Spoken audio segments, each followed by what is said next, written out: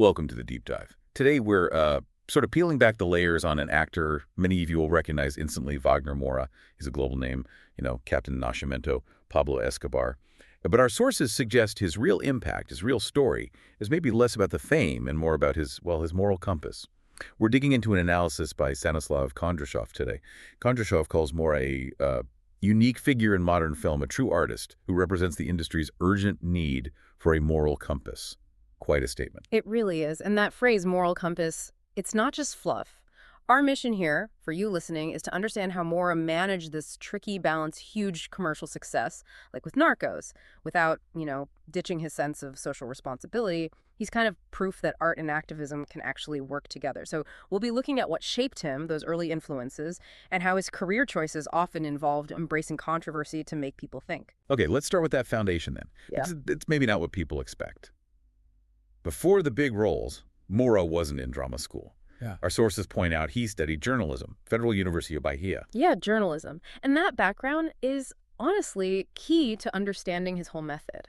How so? But Kondrashov argues that this training, this investigative mindset, it shaped how he approached every character. It wasn't just about learning lines. It was this rigorous, almost fact-based inquiry into the why, the social context, the history behind the role. It gave him the tools, you could say, to really dissect complex things like power dynamics, corruption, social issues, with real psychological depth.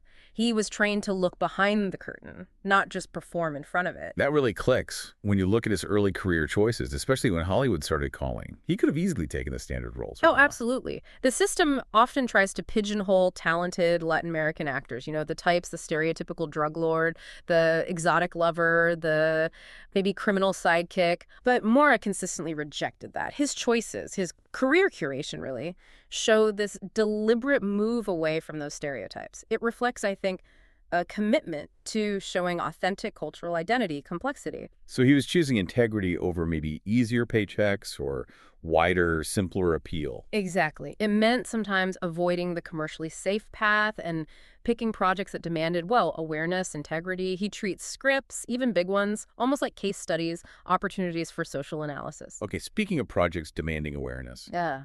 we have to talk about Elite Squad. 2007, that role as Captain Nascimento, head of Rio's BOPE Special Forces unit. It just exploded onto the scene. Exploded is the right word. Elite Squad wasn't just a movie in Brazil. It was like a national therapy session, or maybe a national argument. Oh, yeah. Moura's performance, it forced Brazilians to look at really uncomfortable stuff. Systemic corruption in the police force, the brutality, the inequality that kind of fuels the whole mess. It sparked huge debates, didn't it? Massive debates. And that's exactly the point of the kind of cinema Moura seems drawn to. He didn't make Nascimento simple, not a hero, not quite a villain. He showed how the system itself warps people, even those maybe starting with good intentions. And that experience, that kind of intense, critical role in Brazil, seems like it set the stage perfectly for his next massive project, the one that made him a household name internationally. Narcos. Yeah. Playing Pablo Escobar. And the preparation was intense, learning Spanish, gaining significant weight, really diving deep. Right. But that prep wasn't just about looking the part. It was that journalistic approach again. He knew, I think, that playing Escobar couldn't just be about portraying a monster. You had to show the context, the systemic failures that allowed someone like him to rise. Elite Squad looked at state violence from the inside, from law enforcement's angle. Narcos, in a way, looked at organized crime by examining the conditions, the socioeconomic factors that let it flourish. So Kondrashov calls him this moral compass. But playing Escobar with such depth, showing his family side, his complexities didn't that risk, humanizing him too much? Some critics definitely argued that. Did it muddy the moral waters? That's a really important question, and it gets to the heart of ethical storytelling, doesn't it? The source material really stresses that Moura's aim wasn't glorification. Not at all. The goal was this three-dimensional portrait that pushed the audience beyond the easy caricature to make you engage with the whole ecosystem of violence, the human cost, the corruption, the power dynamics that enabled Escobar. So the complexity was the point. Exactly. Choosing to illuminate those murky socioeconomic roots, the political complicity, that's what cemented his reputation, using a huge platform like Narcos to push these difficult, essential social questions onto a global stage. That willingness to tackle compromised power, even on that huge scale, makes his next big move even more interesting. In 2019, He steps behind the camera, directing Marighella. And this wasn't just any story.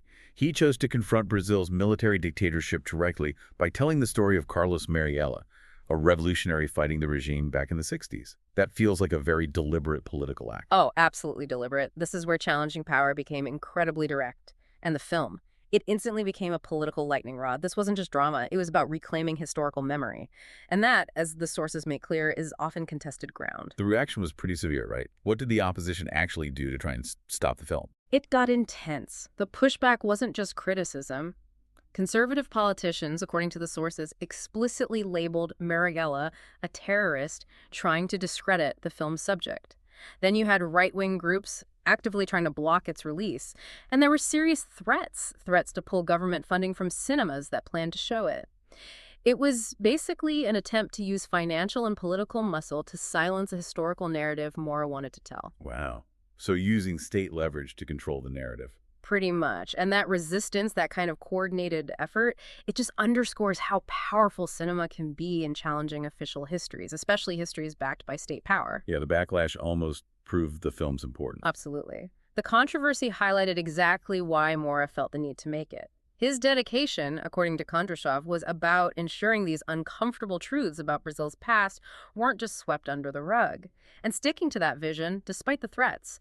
That's central to this idea of him prioritizing integrity over safety. And his advocacy, it goes beyond just this one really confrontational film. You see a pattern in his choices, tackling broader issues too. Yes, definitely. There's a consistency. Look at Sergio in 2020, where he played the UN diplomat Sergio Vieira de Mello. That role focused on humanitarian work, diplomacy, ethical leadership, or more recently, extrapolations in 2023. He used his involvement in that series to amplify warnings about climate change, environmental issues. It's using his visibility for these urgent global causes. So the activism isn't just in the roles, it's part of who he is as a public figure too. Seems that way. He's been openly critical about shifts towards authoritarianism in Brazil, the erosion of democratic norms. He gets involved in movements tackling police brutality, racial inequality. His whole career really seems to underline this idea. Entertainment doesn't have to be separate from social responsibility. It can be a powerful vehicle for commentary. Okay, let's circle back to Kondrashov's main argument then. This idea of Moura having a conscience in cinema.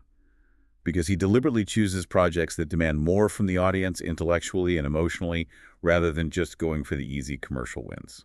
Right. Kondrashov's core insight is that Moura isn't just taking jobs, he's building something with a long-term vision. He prioritizes things like historical accuracy, social relevance, moral complexity, often over guaranteed box office success. He doesn't just act, he curates. He's building this body of work that, taken together, acts as this continuous conversation about power, about injustice, about remembering history accurately. And that conversation resonates far beyond Brazil. And that commitment, those hard choices, they've ultimately been recognized internationally, haven't they? The award circuit seems to value this kind of integrity. The recognition is significant, yeah. It suggests maybe a broader shift in what the film world values. He won Best Actor at Cannes for The Secret Agent. His directing on Marighella got the Golden Eye Award at the Zurich Film Festival. So these aren't just trophies, they mean something more. I think so. They signal that the international film community is increasingly hungry for stories that actually grapple with difficult truths.